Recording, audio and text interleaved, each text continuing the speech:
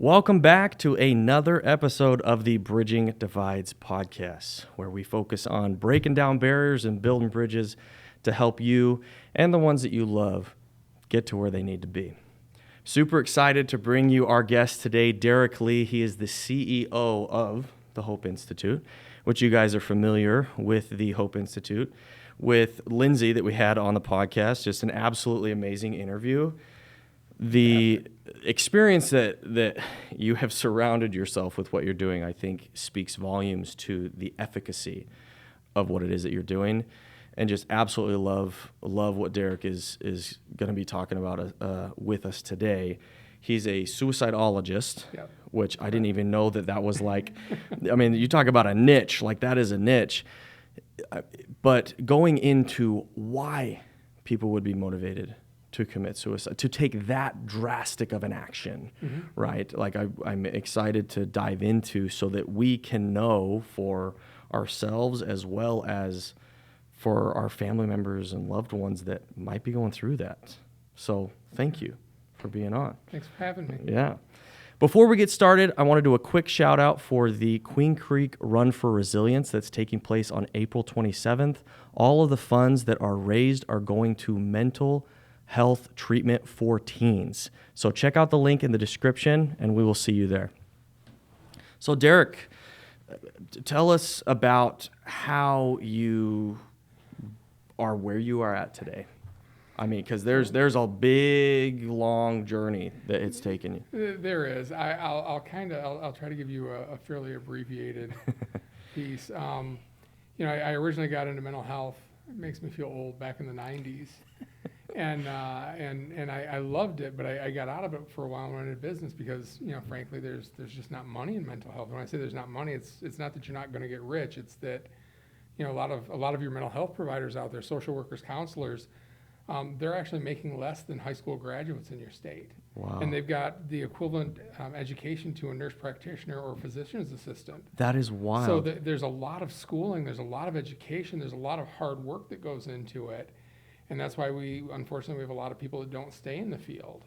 And I took a sabbatical from the field for a while, and I went into business, and I worked that side for a while, and I didn't love it. So I got back into mental health. I got a master's degree, and I was looking for opportunities, and this came about. A friend of mine talked me into working in a hospital system with him. I was...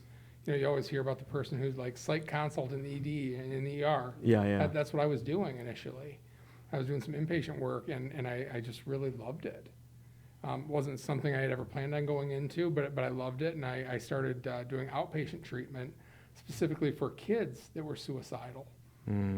Because when working in that hospital system, we would work with the kids for a few days, and we would start to get them stabilized, and then trying to get them into outpatient therapy. First off, nobody wants to work with kids, and nobody wants to work with suicidal kids. And people don't want to work with suicidal individuals in general because they're scared. They don't know what to do. They're not well trained. So I started an outpatient practice. It's called Perrysburg Counseling in Ohio. Oh, great. And that's where we started. And we've really focused on that work. Serving those people, specifically those teenage kids that nobody else really wanted to work with. Yeah. And then, that evolved. COVID changed the world of mental health. We had always been able to get people in within a few days. And when COVID hit, all of a sudden we had wait lists that were, suddenly 3 months, 4 months, 5 months. And it's not okay to have people who are suicidal waiting. So that's the exact opposite of what they need. So that's how the Hope Institute came about. I set out to take everything I knew and look at what can I do to change, to create a new system to help these people who are in crisis now. Yeah. So something that we were talking about is having resources out there for people that are backed by like actual hard data, tried and true methods, so that you remove danger from some of the treatment that people are getting. And not to say that individuals that might be perpetuating some of these practices that might not be the best are ill-intentioned, but if there's a lack of experience and knowledge, it can lead to some dangerous situations. Yeah. So can you tell us about your experience, your knowledge, your credentials, say, of how this is different? Like, this is where people Sure. need to go Yeah. because of all of the tried and true clinical reasons. Can you go into that for us? Yeah, and when you talk about credentials, I'm a counselor. That's what I've been forever. But I also I have a PhD. I'm a professor for Texas Tech at their medical school, and I'm involved in research. So I do have that side of it too. And everything we do here is based in evidence-based models. So that's where, when I say that, a lot of people don't realize how many models there are out there for therapy. There are actually over 500 models. Oh gosh. The problem is it's between 50 and 60 are actually evidence-based. Now, I say that cautiously because I don't want you to think that just because something isn't evidence-based doesn't mean it won't work. Okay. Some of those can work, but we don't have proof that they work yet. In fact, I would say that there are a number of models out there that are probably great models, but they need the evidence base behind them to know. Which is why you do research. Which is exactly why I do what I do. So Beautiful. One of the most researched models out there is DBT, which was developed by Marsha Linehan. Which Lindsay and I had talked about that. Yeah. Amazing. It's fantastic. It's one of only 4 evidence-based models for suicide. The second is CAMS, which is the Collaborative Assessment and Management of Suicide, which was developed by David Jobs. That is number 2 of the 4 evidence-based models. So what I created was a hybrid between the two. And actually, David Jobs is now a mentor of mine, and actually, Marsha Linehan was his mentor. So when we talk about evidence-based models, research fidelity, there's also a very direct connection between the models, the research, and how we practice here. So the Hope Institute is the place to go. In my opinion, yes. Wow. I mean, I'm the guy that developed it. My mentor is the guy who developed CAMS. His mentor is the person that developed DBT. You're not going to find a much tighter wrap-up of suicidal treatment there. Yeah. So, that's amazing. Yeah, so when we talk about that, we have evidence, and again, I've got a bunch of publications that are in process right now, actually on outcomes for the Hope Institute. Oh, beautiful. And when I say that, one of the things that we know, I'm going to define a couple of things so people understand. I don't want to talk over people's heads, but I don't want to talk down to people either. In the medical world, we talk about recidivism, and that's about when people have to return for services. Got it. So a piece of data I got from a hospital system was that with their teenagers, 90% of kids return to the emergency department within 30 days of their first visit for suicide. 90%? 90%. And that's not uncommon. I can tell you, when I was in that scenario, we saw a lot of the same kids 3 and 4 times a year. Now, with the Hope Institute, our preliminary data, the highest recidivism rate we have is about 5 to 7%, and that's in 90 days. What? So traditional models, a lot of times we'll call that treatment as usual, TAU. Wow. They'll go in and they're back, 90% of people are back within 30 days. With our model, 90 days, we typically have less than 5% that have to come back for additional services or end up at the emergency department. And I think Holy cow. the difference there, though, is that we're actually doing suicide-specific treatment. And almost any place else you go, and this isn't meant as a shot on anybody because people aren't trained to do it, but most places you go, it's triage. Right. Now, Crisis management. Correct. What do I'll we be do honest. right now? That's what I did when I was first in this field. Yeah. Before I found the right trainings, before I did, I was the guy doing the best I could. And I promise you I was doing the best I could, but it wasn't that great. Yeah. It was holding on to people. It was making sure that they were there until that suicidality dropped, and it was putting all the right things we could in place, but it wasn't true treatment. Right. And I think that's one of the differences that we have here is it's treatment versus triage. There you go. Treatment versus triage. That's perfect because my wife, she has a degree in psychology and she, she has courses on and teaches classes on, building confidence and all these other things. But so we talk a lot about kind of, the issues that are out there and different things like that. And so this is something that we've discussed at length about how everybody can benefit from therapy or treatment in some capacity, right? Sure. And whether you're on this side of the spectrum where you're about to make the last decision you'll ever make in this life, to you lack confidence in your life, or you have something difficult that you're going through, everybody can benefit from treatment, from learning these tools. DBT, we were talking about, exactly what that went into. So check out that episode if you want to look more into that. But those tools that help you deal with an issue as it comes in, so that you're not thinking this is the end of the world, might as well just end it. Yeah. So Absolutely. with regards to that, so you are a suicidologist. I mean, you Yes. just went through, a bunch of the things that your credentials here. What leads people to that decision of, this is it, I'm going to end it right here?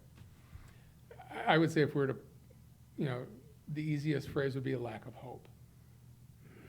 When people become hopeless, they tend to be ready to be done. So that's where, with the Hope Institute, the idea behind it is, and I like to say, if you've ever been like in a cave, if you've ever been in a place where there's a true absence of light, just a small spark can be blinding. Wow. So for people who are truly in a desperate place, they don't need promises that life's going to be grand. They don't need this grandeur that our society likes to trump up. They just need a spark of hope. They need to see that tomorrow can be a little bit better. And that's where hope is such a powerful thing. And when we talk about hope, there's actually, the University of Oklahoma has a center focused on hope research. And it's amazing. And I would encourage anybody to look at their data. But, I would say we also, in our society, we need to understand there's a difference between hoping and wishing. Wishing is almost more aligned with fantasy. Like, oh, it'd be nice. I wish I had $1 million. I wish I lived in a castle. I wish I had a Ferrari, whatever it is. Hope is really almost more aligned with SMART goals. Hope is when we're talking about something that can be attainable if we choose to pursue it. And if we're willing to go through those steps, we can do it, but we have to work for it. Yeah. Hope is attainable, whereas wish is more, that fantasy dream world. Yeah. But hope is something tangible. So when you give people hope, when you give them hope that tomorrow can be better, they'll do well. It's that lack of hope that people, well, why go on? That's the thought process. Right. No, I love that, and that imagery is very powerful. The not being able to see the light at the end of the tunnel, if you will, right? Because people, using the cave analogy, people go spelunking for sport, right? And I mean, if you liken that to trials and struggles, like, you can actually look forward to those challenges that you face in life, because you will grow from them. Yeah. You'll become more. You'll become better. You'll have more substance to your life. But you have to know that there's an end. That there is hope. That you will get through it all. Correct. No matter how many bends and twists that might take. Yeah. But if you know that it's there, then that is what motivates you to keep going. Well, and that really ties into what I would say is the second piece that ties closely into suicide is, in addition to hope, it's about escapism. Yeah, tell us about that. When I say escapism, again, I've been working specifically with suicidal people literally for almost a couple decades now. Wow. Just under a couple decades. And in working with thousands of people, and I mean, I could probably say, and when I say this, I don't mean I've, through completion, but there were times I was doing three intakes a day at the hospital. So if I've seen 10,000 people that are suicidal, I'll bet no more than 6 actually wanted to die. The other 9,994 were trying to escape the intense pain they were in. And they couldn't see past that pain to see the light at the end of the tunnel. So that's where we have to look at escapism as it ties to suicide, because when we're talking about, I think I told you before, an example I like to use is that unfortunately our teenagers today have gotten very into sexting. And with that adolescent mind, when they're suddenly getting blackmailed with those photos, it's too big a problem for them to process. And it has nothing to do with intelligence or ability. It has to do with how their brain functions. Right. You're still in that early stage of development where things are more black and white. Yeah, this is an abstract concept. It's too big for them, so they become desperate. They feel like their life is over. So quite often, they suddenly become suicidal. Yeah.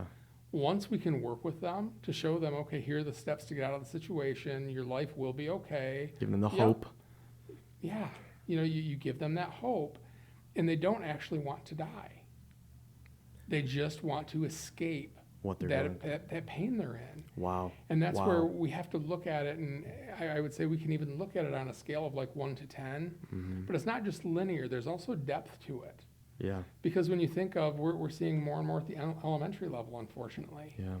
And, an emotion that an elementary level might, a kid at elementary level might rate, this number might actually be more of a 3 because it's not as deep for them. Right. Whereas in junior high, it might be deeper, it might be more intense. You go to high school, it might be even a little bit more intense because of the depth they feel it at.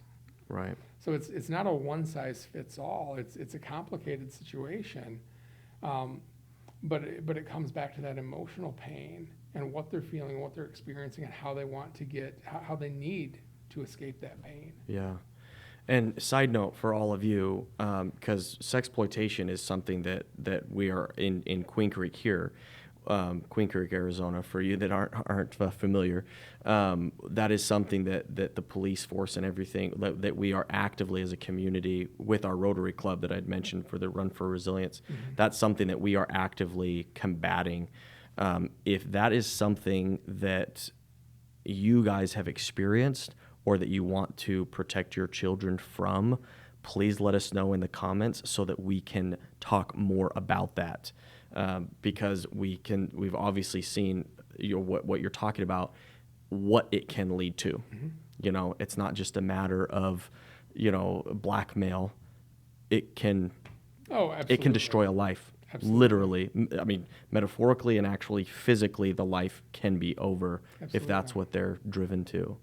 And if you talk about escapism, I think that, and correct me if I'm wrong, you're more educated on this than I am, but that's what leads to drugs and sex and alcohol and all of these other addictions.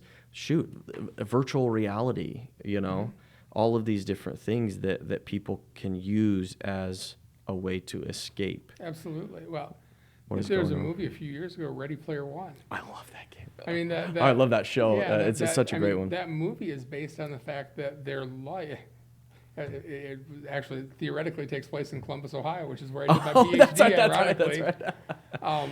But the whole idea behind it is that, the world has gotten so bad that people are escaping virtual reality.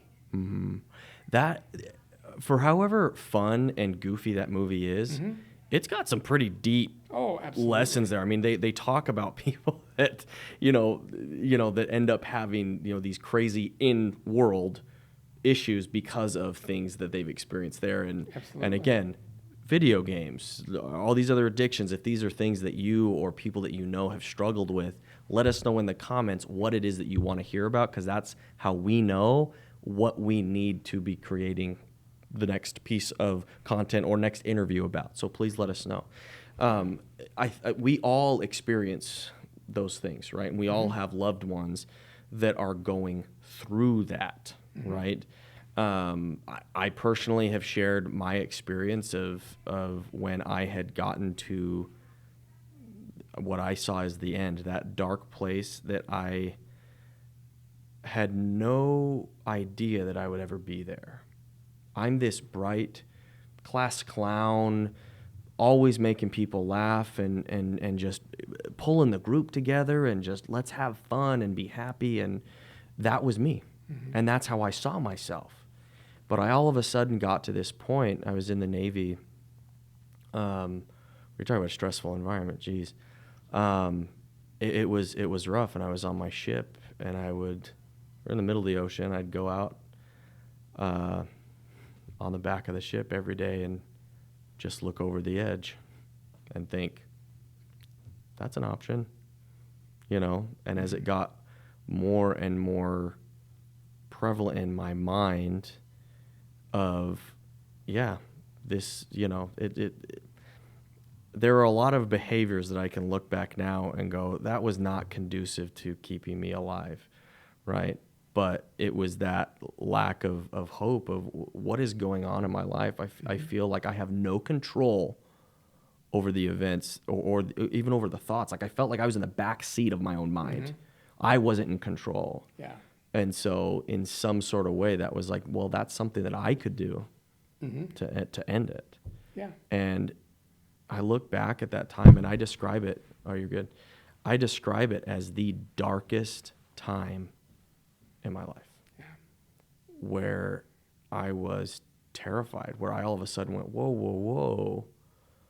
This is not me. Why am I thinking about taking my life? Like I don't want to do that, but it would keep coming back and keep coming back and keep coming back. And what you're talking about is another piece of the problem, though, is that we can't outrun, the behavioral theories behind psychology.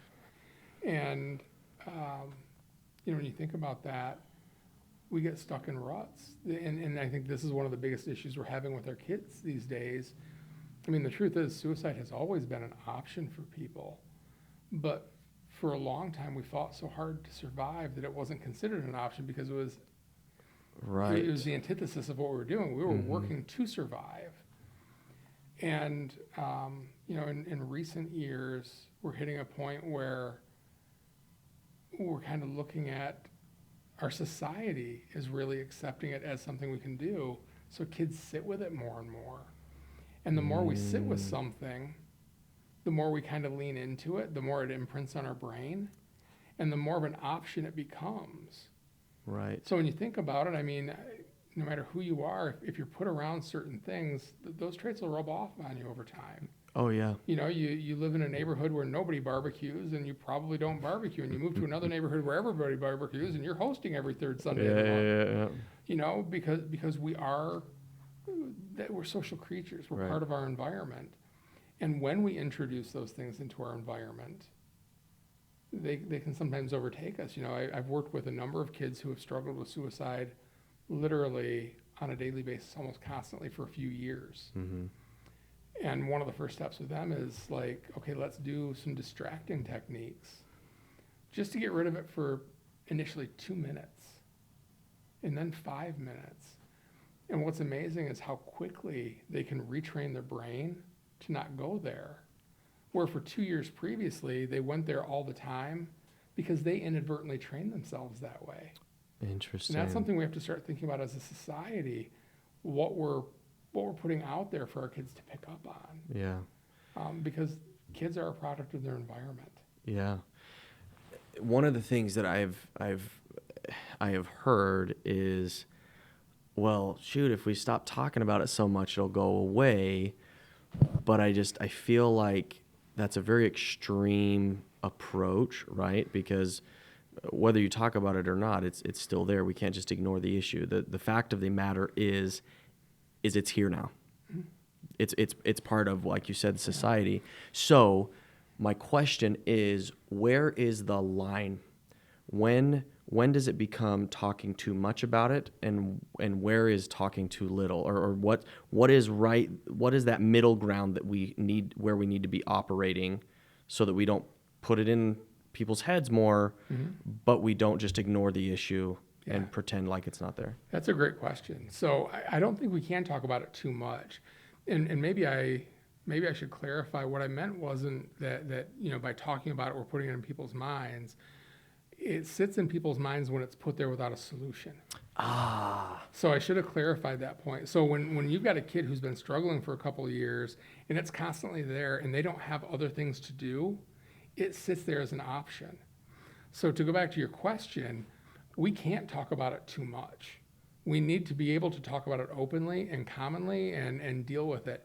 What we have to do, though, is use evidence-based models. We have to use research-based research and evidence to gear our conversations, and we need to have solution-focused conversations about it. There we go. So helping kids understand that, you know what, I hear what you're saying, and what you're saying sounds kind of desperate. It sounds like you are struggling with this pain. And let's think about how, some healthy ways you can deal with it. What are some things you can do instead of? Beautiful. And gearing them the right direction. I would never say we need to pull back on how much we talk about it.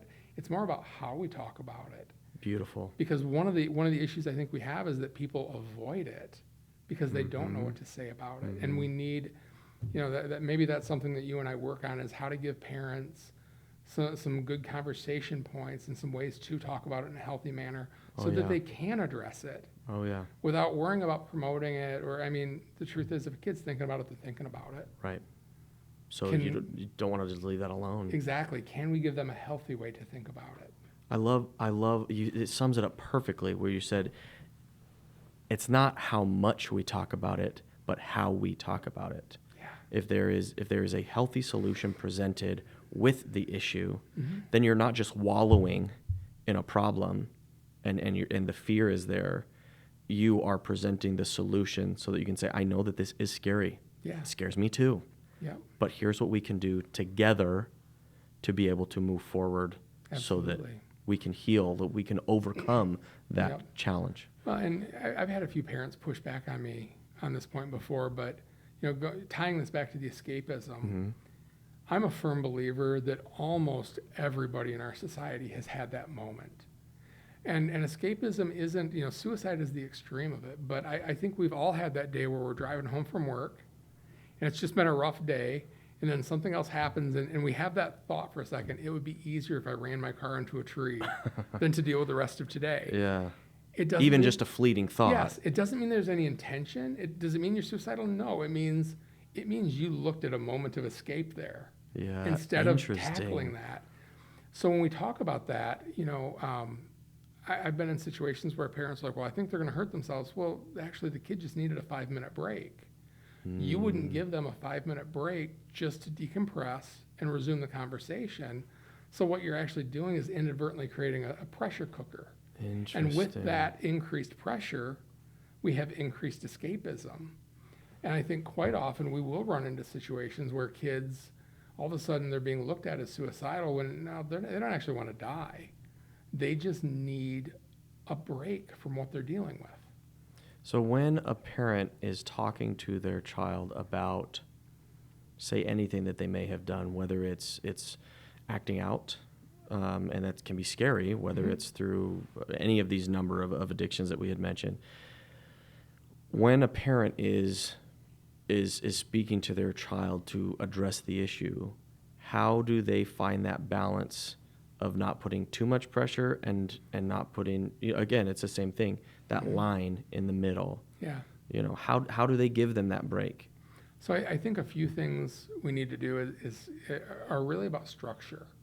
One, it's about making sure that as a parent, you are in kind of a neutral place, which can be hard to do. I'm a dad too, and I'll I remember a couple times when my daughter is 22 now. She's off in college, but I remember a couple times she was in high school. She's like, "Don't therapy me." It's a byproduct of your profession. Absolutely, but it's a matter of making sure that you're at a neutral point and not just being explosive and going from an emotional place. Regulating yourself before you go in. Because the other piece is, if we regulate ourselves, we're modeling that for the kids. So we start with that regulation piece. I think we also need to have conversations with our loved ones, with our spouses, with our significant others, with the parent, the other parent, and have an idea of how we're going to approach this, and make it a conversation, but also make it a learning experience, and keep it realistic. When I say that, a lot of parents, they get emotional, like, you're grounded forever. Well, I would challenge people, think back to when you were in junior high, even high school. Summers felt like they lasted forever. Yeah. And it's because kids actually experience time differently than we do as adults. Time goes faster as we get older. Interesting. So I totally see that now. yeah, as a parent, Yeah. you might feel like, well, they just did it 2 weeks ago, and this kid has been, they It's feel like they've forever been for punished forever. So with that, Interesting. I think we also have to tie into, again, I default back to SMART goals. Right. You know, kids definitely need to have ramifications for what they do. Make it specific. Make it specific to what they did. Make it timely.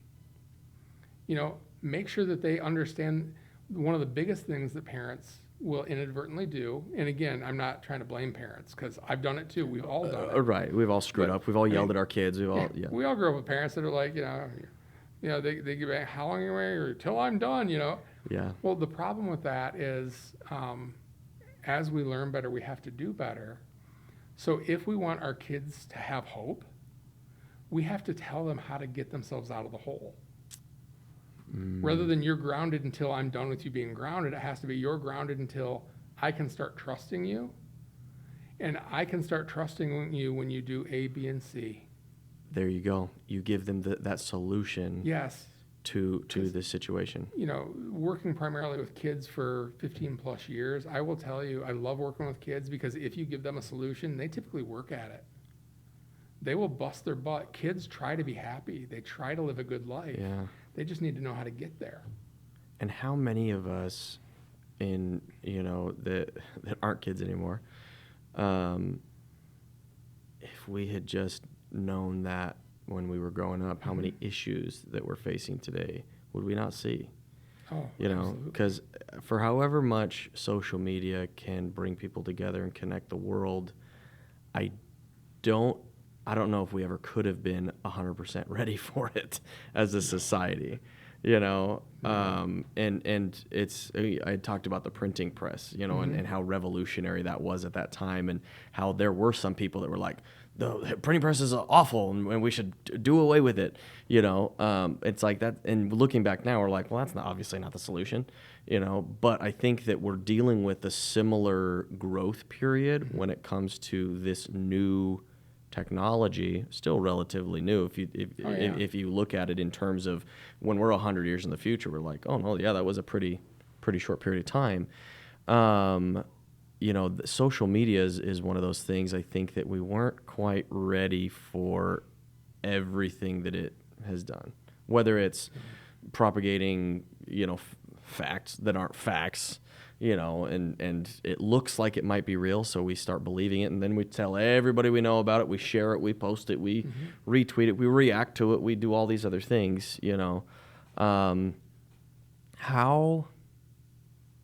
How do we address that now, in your opinion? How do we go, okay, here's the situation. There's no going back. So there's no point in complaining about this, that, and the other. You can't put the genie back in the bottle. So how do we move forward with something like social media where it's so easy to propagate, say, false information, damaging, dangerous information? I think, and I'm not going to pretend I'm a social media expert. Which we would we should have them on. I think, we definitely should. Yeah. But I mean, I am familiar with the research. I have presented on it a few times. So I'm not completely ignorant either. But I think one of the biggest things that we have to look at with social media is coming up with some solutions to rehumanize people. I think one of the issues we've had that has been a byproduct of social media is that we've dehumanized people. And I made the analogy the other day because I like to take things very analog sometimes. We're in such a digital world that people can't relate. But, when you look at social media, it really is the equivalent for the most part of looking at somebody's scrapbook, like an old scrapbook. You don't get everything. You get some highlights, you get some birthdays, you get pieces. The problem is it's coming to you in a very filtered real time. Right. So it feels like it should be representative, but it's not. Right. And with that, we come up with some very skewed characterizations of people. I think it's made most of our society feel like we're not enough. We don't have enough. We're not good enough. Makes it feel like everybody else is doing better. Adds to the hopelessness of our own lives. It does. And one of the other things, though, is that it turns everybody into a picture. It takes, and especially in a world where gaming I mean, I think about where it's gone in my lifetime. Oh gosh, from Atari all Yeah. the way to you can hardly tell the difference between a real. You see the things that they're doing with AI now. Correct. It's insane. Well, so now You think they're real people. So now we've got kids who are being brought up with this technology, and then they're expected to know the difference between real people who are acting as avatars in other media. So we're taking this developing adolescent brain and we're giving it incongruent messages. Interesting. And so I think part of it is that we've dehumanized people so much. We've got to figure out how to rehumanize people and get kids feeling more connected. Amazing. And I think back to how I feel like a lot of that goes back to what can you do in your own family. Absolutely, that's where it starts. And it's like for however many laws and regulations and restrictions and all these other things that you might there's technically an age restriction on social media platforms and this and that, but my kids are so much smarter than me when it comes to that kind of thing. You know what I mean? It's like there are ways to get around that, and so by simply relying on, say, this outside force to fix the issue, I don't think is enough, right? I mean, it's important. Don't get me wrong. Sure. Like I'm all for it to keep people safe and that sort of thing. But I think when it comes down to rehumanizing people, I think that's our responsibility to do with our circle of influence, whether it's our family unit or it's students that we might be in charge of, or just family members and friends. It's like that's up to us. Mm-hmm. Well, when you talk about that, if you look at the people that are running and developing the social media platforms, most of them don't allow their own children to use social media. I think that says a lot. Yep. And again, I think one of the pieces that we need to have is that social media, as much as it brings us together, it's also disconnected us a lot. Mm-hmm. And I've seen some great school districts try to pull things together, but then they'll only get like the small handful of the same parents who keep showing up. Mm-hmm. And I say that because I think there has been a divide and conquer. I think you've got parents who want to enforce rules with kids, but they don't feel empowered to because it doesn't feel like anybody else is. And they're not getting together. They're not having those conversations. So it's hard to pull together and know how to address an issue like this when we never get together to address it. And we live in a world where parents are busy and time is tight. And sometimes we have to figure out ways to make that time count. We need to take that hour and go to the community center, the school, the government building, and start looking at solutions, because I will say I haven't seen it get better. Yeah. And that's ultimately the mission here that you're trying to do, is to create systemic change instead of just have these pockets. Well, that's the goal. I mean, when we talk about, mental health, whether people want to realize it or not, we're having an epidemic. Yeah. When I say that, in 2008, roughly 15% of high school students were struggling with, some sort of mental health issue. Mm-hmm. And, some of the latest data is showing 42% struggle with significant symptoms of mood disorders. It's like almost 1 in 2. Almost 3 times as many as just 16 years ago. So I think we have to look at this, and for our kids' sake, we have to start doing things a little bit differently. 100%. No, I'm with you on that. And just to kind of, as we land the plane here, we're kind of approaching the end of our time. We had talked originally about, or we've talked a couple times on how, a lot of these professions get paid less than, jobs that you could get just with a diploma or GED, right? Correct. How does that change? How do we change that in our society? That has to be a grassroots effort. I think part of it is going to have to start with government. Mm-hmm. When I say that, a lot of insurance rates are based around Medicaid and Medicare. And we need to push on our government to help them realize what is expected and to shift those, that will help start shifting those other rates. Yeah. But we need social pressure. Yeah. You know, right now they're like, well, you know, you make X number, and they don't realize that, well, you don't bill 40 hours a week. You know, if you're stressing yourself out, you might bill 30, 32. Yeah. But then you've got billing costs. Everybody's got their hand out. So Yeah. you don't even get that rate. You get a fraction of that rate. But going back, it's a grassroots effort. We need people to reach out to their legislators. They need to reach out to their insurance companies. They need to see the value. One of the other things I can tell you is that I've got a number of friends who run practices, and almost all of them are cash only because they won't deal with insurance anymore. Interesting. Because of the low reimbursement rates, the difficulties getting reimbursed. And I have a hard time with that because, I mean, you know, obviously I run a business and I have no issue with capitalism on a basic level. Yeah. I also don't believe that mental health care or good health care should be reserved for those who can Who afford can cash. pay for it?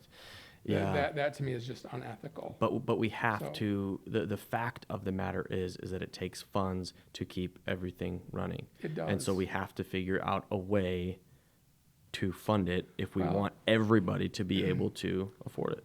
I'm going to say something that I wasn't going to say, but I'm going to say it anyway because it's shock factor, but it's real. I know a girl who, you know, she spent 4 years getting a bachelor's degree, another 3 years getting her master's degree, amazing clinician.